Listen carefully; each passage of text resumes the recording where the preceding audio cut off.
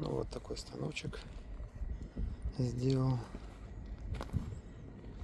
Так, плохо солнце, конечно, плохо видно. Вот. Такой блин. Вот. 16-й, даже больше 18-й моторчик. Здесь шкивчик сделанный, выключатель, разъемчик такой сделан на 24 вольта. Вот здесь регулировка этого вылета, ну и сам плазма, сам бержак, вот, выставленный, регулируется полностью все. Ну, вот такой вот. Буду резать, покажу, как режет.